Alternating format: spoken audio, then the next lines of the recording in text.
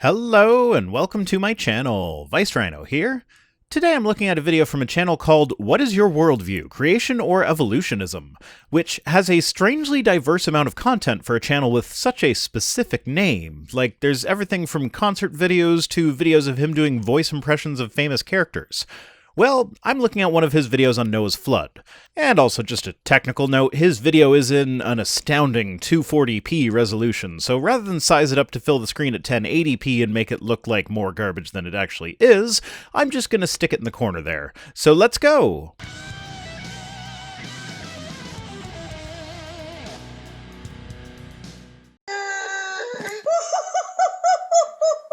Your fake laugh is almost as bad as mine. What? There was no worldwide flood? No, there wasn't. And there are several lines of evidence that demonstrate this fact. This isn't like other theological claims that are untestable, where you get to say, well, it could be God, you can't prove that it wasn't. This is very much a testable claim, and it has very much failed that test. Now, sure, you have a magical supreme being who could have changed the laws of physics in just the right way as to make the worldwide flood not only possible, but completely undetectable, and you could even use that as the reason why there seems to have been several cultures that appear to have lived through the flood without interruption. But to laugh at the people saying there was no flood, when the alternative is for your supreme being to have made the flood completely invisible in every historical record we have, just shows an astonishing level of arrogance. How? Why? Why the fact would you think that there was a lot of flooding on Mars, which hardly has any water, but you don't think our planet Earth had a flood when our planet has a lot of water? Well, Mars shows signs of having had a lot of water in the past. And interestingly, there are places on Mars where there would have been massive floods on scales that just don't happen on Earth. And so we can look at what these floods did to Mars in order to determine what a similar flood would look like on Earth. So the creationist explanation for the Grand Canyon is that it was an outflow channel from a massive inland lake that existed right after the flood. Well, we see massive outflow channels on Mars. Do you know what they look like? Relatively straight pathways where the water violently charged forward, destroying everything in its path except for certain features which could withstand the torrent. These features formed what are dubbed streamlined islands, indicated here by the orange arrows, with the blue arrows being the direction of the water flow. And we do see similar features on Earth, but on a much smaller scale than would be expected of a worldwide flood. In fact, our study of the Martian surface can help us understand certain geological features on Earth, like the Pelosi River Canyon, which is a canyon that was carved by a catastrophic flood. And as a bonus, we're even talking about potential timeframes that creationists would absolutely love. It has been suggested that some of the large Martian canyons were carved out in a matter of weeks or months. So, if anything, you should be using the evidence of flooding on Mars and the fact that we have evidence of similar catastrophic floods in some places on Earth as your argument, rather than just focusing on how much water there is now. As to where the water went, it was likely a combination of water vapor being lost as solar wind stripped away the atmosphere, and more water being absorbed by the Martian rocks themselves, as the composition of the rocks on Mars gives them the ability to absorb up to 25% more water than the Earth rocks, making Mars a kind of planetary sponge. And also there's the question of where the water came from for the flood, and where did it go when everything was finished. There are about 1.4 billion cubic kilometers of water total on the Earth right now. About 96.5% of that water is in the oceans, with another 2.5% being freshwater, with about 1.7% of the freshwater being locked up in solid form as glaciers, ice caps, and permanent snow. Melt all of that, and the coastline would look very different. You would cut off America's penis, for one thing, but there still would be a lot of land. In order to flood to the top of Mount Ararat, an elevation of 5 kilometers, you would need about 10 billion more cubic kilometers of water. Subtract the 24 million cubic kilometers of solid water, and you still need 9.98 billion more cubic kilometers of water. That is 7 times the amount of water that is currently on the Earth. But I use the volume of a sphere calculation to arrive at that number, which would assume that all of the volume that the water is filling would be empty. Since the surface of the planet is 75% water, let's go ahead and subtract 25% from that number because that space was already filled with land. That's still 5.4 times the total water on the planet right now, and I'm pretty sure I fixed the zero counting error that I made last time I did a similar calculation, but feel free to run the numbers yourself. My point is, there is a bunch of water that is completely unaccounted for in any flood model. Where did the water go when the flood was over? over. We are not Mars. We don't lose atmosphere like Mars does because our gravity does a better job at holding onto it. Now, certainly some of Earth's water is contained in the rocks, like I mentioned with the Mars rocks absorbing water, but this caps out at about 2 times the volume of the oceans for the high estimates, leaving us still needing roughly 3 to 4 times the ocean's volume in order to flood up to Mount Ararat. I mean, the facts of the canyons, the gorges, the continental rift, the shelves, the fact that this Earth looks so physically messed up in the fact is a lot of evidence to prove that there was a worldwide flood. Not really. Sure, there are some canyons that were carved out by flooding, like the aforementioned Palouse River Canyon, which you may notice that I have now pronounced it 2 different ways. Perhaps one of those ways was the right way.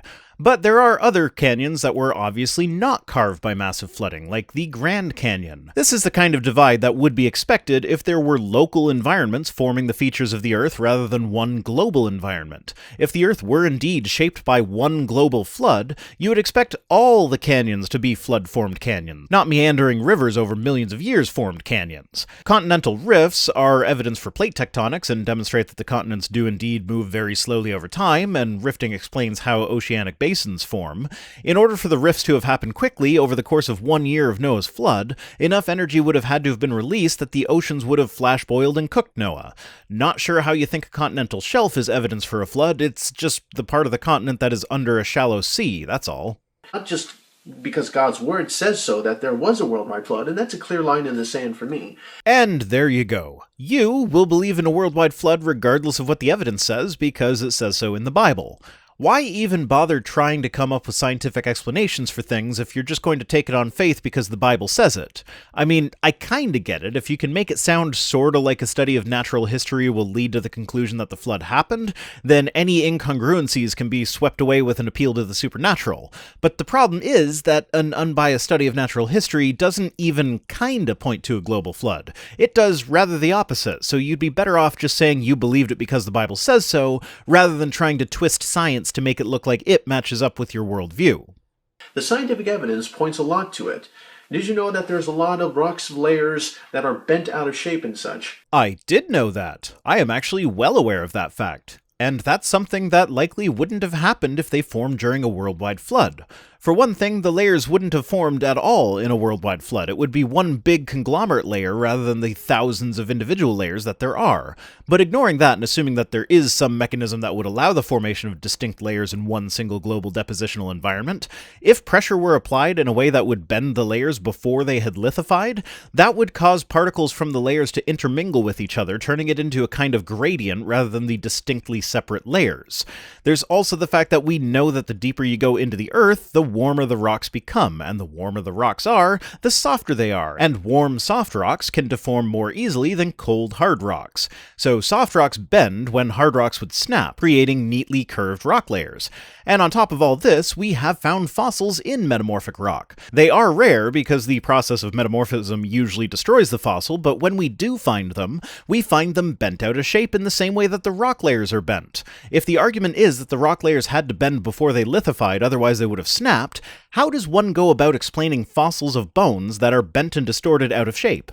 Rock does not bend really well. No, it doesn't, and neither does bone. And yet we have bent rock and bent bone in the same places. And that's not even erosion. That's clearly sedimentary layers put on top of each other that are bent in slight ways, even going this way. Completely bent in this joint right here. Well, I would think that an exact 90-degree bend like you're kind of holding your hands there would actually be a fracture rather than a bend, but we certainly do have some pretty drastic bends, yes. And the fact is, there's a lot of fossils in the ground, especially a lot of marine animals, that are frozen positions. You know, either a little fish giving birth, a little bigger fish eating a smaller fish. Yeah, if you're having your dinner and are instantly killed in an avalanche, you don't really have time to finish swallowing before being buried. Nobody is saying that it took the fish millions of years to eat the other fish or to give birth. Everyone agrees that rapid burial is a part of the fossilization process, and animals that are eating or giving birth can be buried just as rapidly as ones that are not. It does not take millions of years to eat a fish or even give birth to a fish. Nope, it sure doesn't. They had to be buried instantly. Yeah, exactly. It's how rapidly they are buried that is important here, not how long it took them to go about whatever activity they were doing when they were buried. Nobody is saying that they turned into a fossil the moment they were buried. They just needed to be buried in order to have enough time to fossilize before decomposing.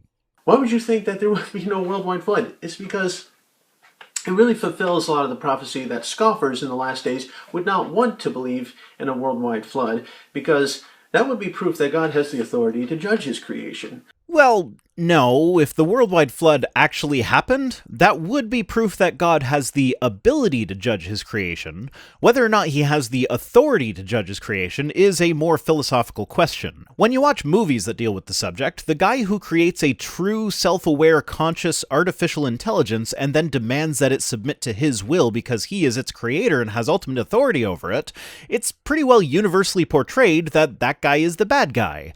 And yet, the same Christians who would watch that movie and agree that he's the bad guy will then turn around and wonder why non-Christians don't understand why God is supposed to be the unquestionable moral authority who should have the final say in everything. And that says nothing to the Christians who take a non-literal approach to interpreting the book of Genesis, who do not believe that there really was a worldwide flood, but who would still agree that God is the ultimate authority. What does that say about them? Would they be counted among the scoffers? This isn't a black and white issue where people either wholeheartedly accept the flood story or people deny it because they don't want God to be the judge. There are a whole spectrum of beliefs in between that are, curiously, not covered in the Bible. The Bible does lay it out as rather black and white, which creates all sorts of new issues. If the Bible says something is a black and white issue when it is clearly not, then can the Bible really be trusted as a source of scientific information on the natural history of the planet? That's the point I'm trying to get down to. People don't like God telling them what to do. What about the very devoted Christians who don't take Genesis literally, who try very hard to live according to the rules that God laid out in the Bible? Can you really say that these people don't believe in the flood because they just want to disobey God? What about the faithful of other religions? There are Muslims who adhere to a stricter code of conduct than you do, just based on how you're dressed and the fact that you're familiar with the majority of the Simpsons characters, The Simpsons being a sinful show by even the loosest measures. If the Lord is all-powerful, why does he care whether we worship him or not? Ack just saying. Well, Eck, it's because God is powerful, but also insecure, like Barbra Streisand before James Brolin. Are these Muslims who live a much less convenient life than you as part of their devotion to Allah just trying to rebel against God? There are more entertaining ways of rebelling than kneeling in prayer 5 times a day and making sure that you're facing the right direction when you do so and avoiding alcohol and bacon at all costs. Now, the fact if they want to use the Old Testament laws as justifying for their reasons not to want to believe in God or whatever. Are you referring to the immoral laws of the Old Testament? You know, the ones that explain how much you're allowed to beat your slaves or when a rape victim is to be executed for being raped as opposed to just being married off to a rapist? Or are you just talking about the inconvenient ones, like the aforementioned avoidance of pork and not wearing mixed fabric and whatnot? There's understanding history, and there's understanding God's rules and such. Now, the fact is the Ten Commandments were given for the fact that we're sinful, fallen people, and it's hard for us to keep God's laws. We can't. Yeah, it is literally impossible to keep all of God's laws. So is this a failing in us? How would that not be a failing on the part of the designer? If I invent a robot that is supposed to clean houses, but I fail to account for different flooring types when designing its wheels so it's unable to move across a carpeted surface, is the fact that it cannot adequately clean houses its fault or mine? God either made laws that were impossible for the skill level of the creation that he made, or he made his creation with a low enough skill level to make the laws impossible to keep. Either way, it's God's fault, not ours, unless God's not all-powerful, because if he is all-powerful, it would be a very simple matter for him to just make a creation that does have the ability required to keep his laws. That's why, paying for sins, we need a substitute or a sacrifice. Now, how does that make any sense? God is supposed to be all about the whole perfect justice thing. Would anyone call it perfect justice if the person who committed the crime got off scot-free while an innocent person was punished for it, even if that person agreed to be punished? No, that would be a gross miscarriage of justice. Imagine if Jeffrey Dahmer's father, when Jeffrey was on trial, had offered up his other son who hadn't done anything wrong, and said, "You can put this innocent son in jail in exchange for Jeffrey's freedom." Is that justice? No, it's not. especially considering that in order to make this scenario analogous, Jeffrey's father would also have to be the judge, who could just dismiss the charges, which is also not justice, but dismissing the charges is less of a gross miscarriage of justice than sending a known innocent person to jail in exchange for the guilty party's freedom. That's why throughout history, a lot of cultures practice the essence of sacrifice. Ever since the Garden of Eden, when God had to sacrifice an animal to clothe Adam and Eve, to pay for their sins and such. Yes, many primitive cultures practice ritual sacrifices, sometimes even human sacrifices. And your god has, on occasion, accepted human sacrifices in exchange for favors. Well, at least Jephthah's daughter got to cry about not getting laid before her father killed her to appease Yahweh. The fact is, Christ was the final sacrifice. Yep, before allowing people into heaven, God had to sacrifice himself to himself, because he is incapable of forgiving sin unless there's a lot of blood first.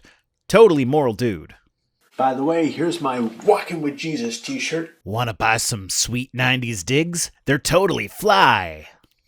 Moving way back, by the way, there are over 270 surviving flood legends from around the world, from cultures that perhaps haven't even heard of the Bible. Yeah, lots of flood legends from around the world. Pretty much universally found in areas that are prone to local flooding, like the Iraqi floodplain that is located right about where the biblical flood legend would have originated. And of course, the biblical story isn't the oldest, so if you're trying to suggest that all of these cultures have similar stories because they are all changed versions of the original, then that means that the Bible isn't the original story. The Noah story is loosely adapted from the Epic of Gilgamesh flood story, which itself was adapted from the Epic of Atrahasis flood story. In ancient cultures of the area, it was actually rather common for one culture to copy the stories from another culture, but to replace the gods of the other culture with their own gods, so this isn't really surprising. And elements are still, from all those stories, still true in what with the Bible talking about, with how the flood happened, the same aspects, like there was one righteous man and the whole world became a wicked place to live, and he made this gigantic barge of some kind, and he filled it full of animals and such. Realistically, if they were independent creations rather than related, it does make sense that they would still share certain elements. If it originates in a regional tribe that has a limited range, it could easily be based on a real flood that might have done a good deal of damage. In such a flood, there may have been a small number of survivors. They had to explain in their story how the animals survived too, so clearly the survivors had the animals with them. And in order to have the animals with them, they would have had to have had a boat that was big enough to hold all the animals. Now, why were these few individuals spared? Well, clearly such destruction is an act of the gods, so the people that survived must have found favor with the gods. So we would expect that stories that arose independently about floods would share certain characteristics like this, but we would also expect there to be some key differences. The Aztec flood myth, for instance, has two people in a hollowed-out tree that are told to only eat maize after the flood because the people of the earth were not killed but turned into fish. When they disobeyed and ate fish, the gods turned them into dogs. The Greeks have Deucalion, the son of Prometheus, and his wife Pyrrha saved in a boat, and they repopulate the earth by throwing stones. The stones thrown by Deucalion became men, and the stones thrown by Pyrrha became women, and thus the earth was repopulated without the incest in the Greek myth. The Hindu myth is pretty much as different as it could be. A fish warns Manu of the coming flood, so Manu built a boat and tied it to the horn of the fish, which then guided Manu's boat through the flood. When the waters receded, Manu poured butter and sour milk into the sea as a sacrifice, and I guess that was a euphemism because the sea gave birth to a full-grown woman a year later, who announces herself as the daughter of Manu.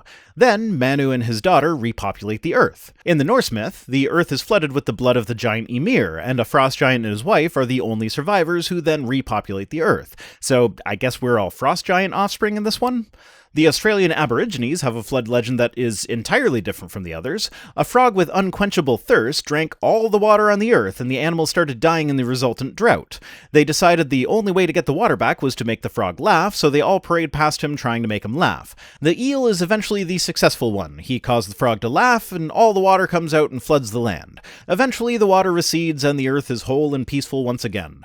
And there are more, and while there are common elements to these flood myths, they are so different in most respects that they appear to be independent creations. And a giant flood came, and this one man and his whole family survived in this one giant barge.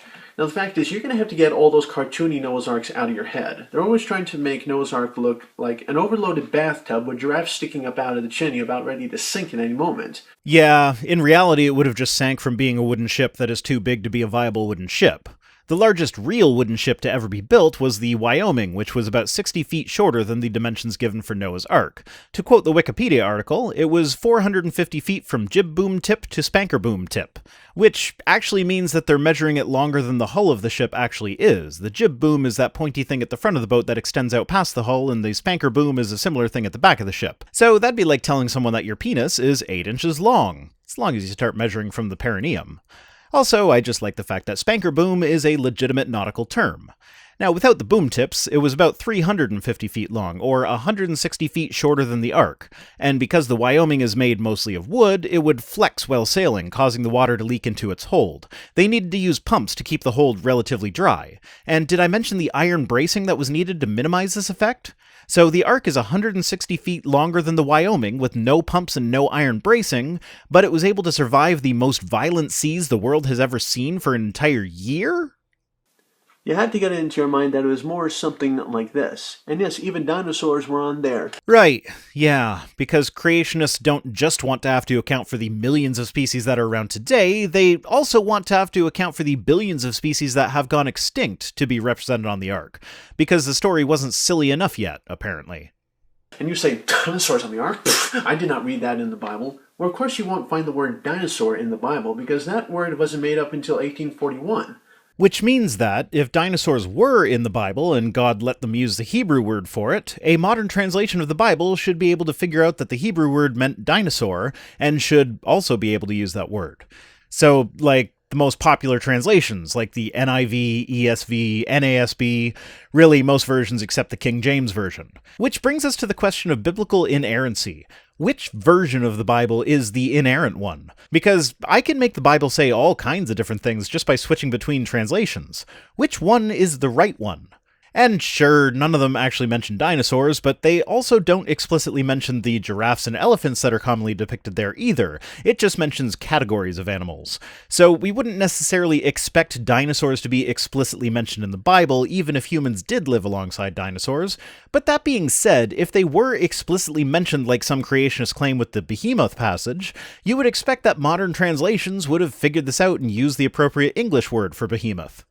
The word dinosaur is still a very young word, and there was a word that they actually used for dinosaurs back then.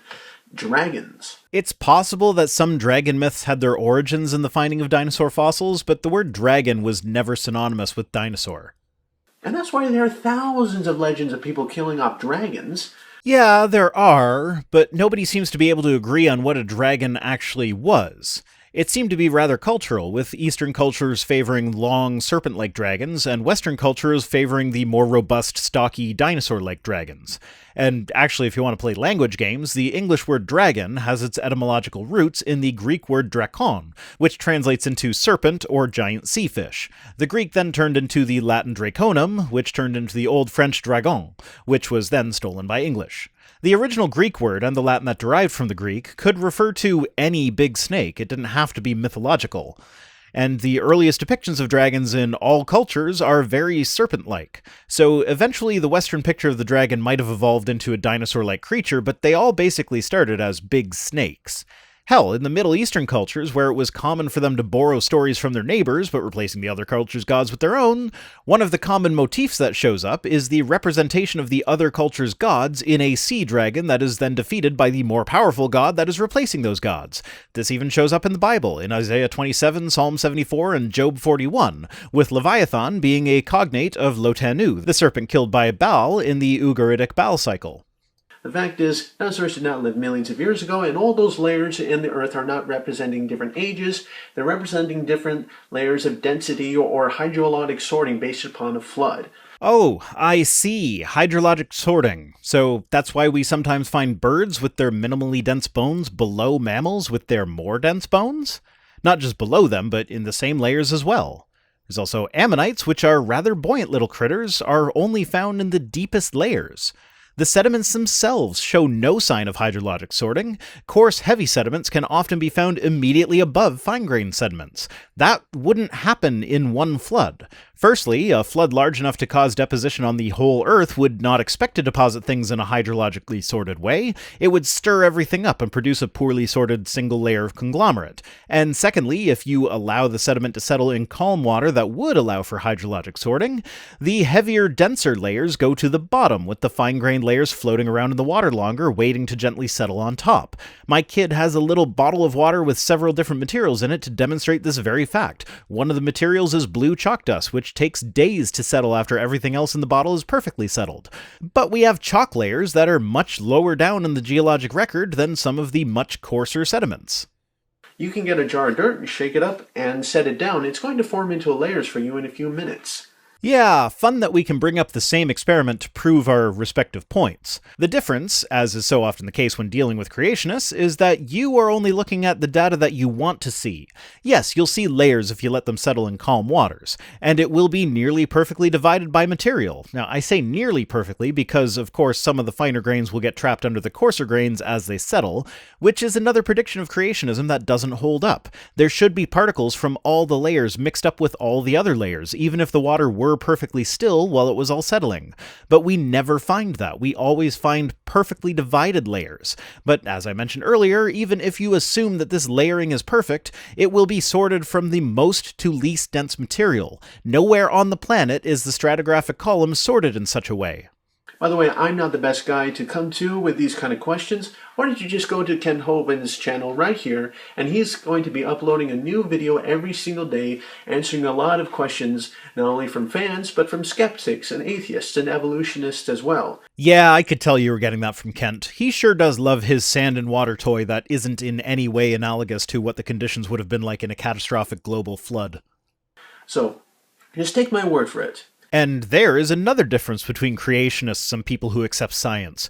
Do not take my word for it. Ever. I have been wrong sometimes. Check my sources. They're in the description. They're not there just so I can say I have sources. They're there so that you can verify that what I am saying is an accurate representation of the scientific consensus. If I am wrong about something, tell me. I would rather find out that I was wrong and then be able to correct it than to think that I was right and then continue to propagate misinformation as a result.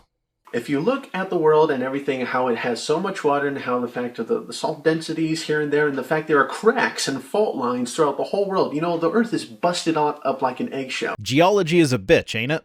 But yeah, you want to attribute all that damage to one single flood in 1 year. The amount of energy required to cause that much damage to the Earth in such a small period of time would have turned the Earth back into an uninhabitable molten ball.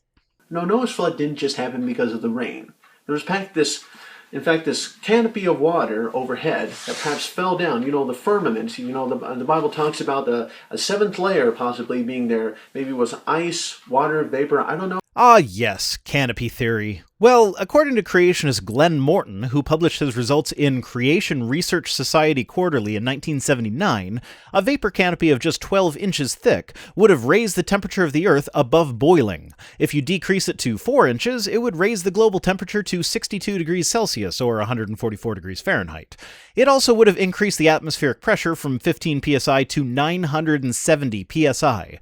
And if you put it in orbit, the orbital mechanics just don't work out, unless you put it in ring form like Saturn's rings, which then would not qualify as a firmament, and you would still have the superheated Earth problem as it fell in the flood. The canopy model has been thoroughly debunked by both creation scientists and real scientists.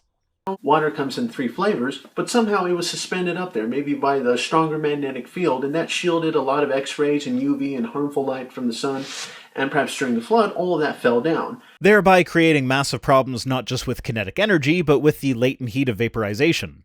Now people are living shorter lives, and we're not getting as big as we used to, because back then, a lot of people got a lot bigger, even giant size. They just failed to leave any trace of themselves in the fossil record. Humans have always been roughly about the size we are now, and we likely evolved from an ape species that was much shorter than we are now, so the trend seems to be toward taller people. And there's even proof of that in this one diaphragm that I'm showing you. That's a funny-looking diaphragm. Best not to use that one as a contraceptive. I think you'll end up with an unwanted pregnancy that way. is the fact that a lot of giant skeletons of this size have actually been found. The tallest human on record, skeleton living or otherwise, was Robert Wadlow, who stood 8 foot 11 inches tall and needed ankle braces to walk. When humans get tall, it messes them up. Now, a lot of museum establishments these days, like the Smithsonian and such, have tried been hiding these discoveries because it goes against the evolution theory. I'm gonna need to see your evidence for that. It seems more likely to me that the Smithsonian and other museums don't display these giant human skeletons or other artifacts because they either don't exist, or are misrepresented, or, as is the case with a lot of creationist stuff, the only people to have ever found traces of them are themselves creationists, and they do not allow them to be examined by the professionals who could verify them. See, evolution says we started off tiny and we're getting bigger and better and stronger and smarter. Nope. Evolution states that the organism that is best able to survive and reproduce in its environment will have its genes become more dominant than the one who is less able to survive and reproduce in its environment. Sometimes this does result in getting bigger, stronger, faster, and smarter. Other times it can mean the opposite. It all depends on the selection pressures that exist in the environment. This is when I would normally bring up the movie Idiocracy as an example, but we actually seem to be living out the plot of that movie, so it's too depressing at this point. I think the Bible indicates that we started off bigger and we're getting smaller, weaker, and dumber. I'd like to see your source for that one as well, because, as I recall, the Bible makes no such claim. Now, it does claim that giants were real, but they were the result of the angelic beings reproducing with human women. But that's it. Nowhere does it say that the trend in humanity is to get smaller, weaker, and dumber over time. Again, simply put, Darwinistic evolution is a religion. Nope, not even close. There is no dogma, there is no deity, there is no supernatural, there is no worship. There are people who accept evolution who consider themselves members of other religions: Christians, Buddhists, Muslims, Sikhs, Hindus, pagans, and more. There are more religious people that accept evolution than there are atheists total. They don't want any evidence to go against their theory, and they would have thrown it out a long time ago if it was real science, because the evidence does not match what they're trying to believe. Well, I get the impression that you haven't exactly done exhaustive research on the subject, but it's the creationists that have to ignore vast swaths of data in order to make creationism sound slightly scientific. Creationists are constantly being caught misrepresenting scientific work, quoting people out of context, sometimes even demonstrably lying. Creationist videos on YouTube, more often than not, have comments disabled. To your credit, yours are enabled, and while I normally wouldn't judge people not wanting to be exposed to the vitriol that can often show up in YouTube comments, there are way more creationist YouTubers that don't allow comments than there are atheist YouTubers. And I can tell you from personal experience, the creationist commenters can be just as hurtful and vitriolic as the non-creationist commenters. So I don't buy the atheists are meaner than Christians line. You know, the geologic column, for instance, doesn't even exist anywhere on planet Earth except in the textbooks. Now, I think the atheist, the armored skeptic would often be giving you a lot of answers that often are just put in repeat in a lot of textbooks these days because they're choosing not to update any of the information or the lies that they have in the textbooks. Well, I don't know about Armored Skeptic, I haven't watched his stuff in years, but as for me, I am desperately waiting for creationists to come up with some new arguments so I can expand my horizon. Because the fact of the matter is that most creationist arguments get debunked as soon as they make them, and the new arguments are few and far between. The last truly new one was the 2005 soft tissue discovery. Creationists don't change their tune after they get debunked, they just ignore the debunking and plow on through. So the rebuttals can often get repetitive as a result of not having any new material to rebut. You like Kent Hovind. Watch his seminar series from the 90s, then watch his seminar series from just before he went to prison, and then watch his redo of it when he was out of prison. It is almost verbatim copies of each other. He even passed it on to his son. Logic and Pelagia have been tag teaming an Eric seminar where they play clips of Eric and Kent saying the exact same thing in the exact same wording with the exact same cadence. Cosmic evolution. That is the origin of time, space, and matter, the Big Bang. Chemical evolution. Stellar and planetary evolution. Organic evolution. Macroevolution. Microevolution. But yeah, it's the evolution side that doesn't do anything new. That's it for this one. Today's comment of the day comes to us from Bic Boy, who says, "For anyone who would like a visual representation of what damage a large amount of rain can do," and provides a link to a video of a firefighting plane dropping 9,000 pounds of fire-retardant liquid onto an SUV. In Noah's flood, if we assume that 75% of the water comes from the fountains of the deep, that amount of water would have fallen on every square meter of the planet every 48 minutes, and keep in mind the plane also spreads it out quite a bit, so Ouch. Thanks for watching. Special thanks as always to my patrons, especially Mark McManus, who are the vapor canopy who caused the superheating that is my channel. If you'd like to flash boil me, you can support the channel for as little as $1 per week over at patreon.com/ViceRhino. Other ways to support the channel, such as direct donation or my Amazon wishlist, are linked in the description, as well as my social media accounts and my P.O. Box address. See you next time!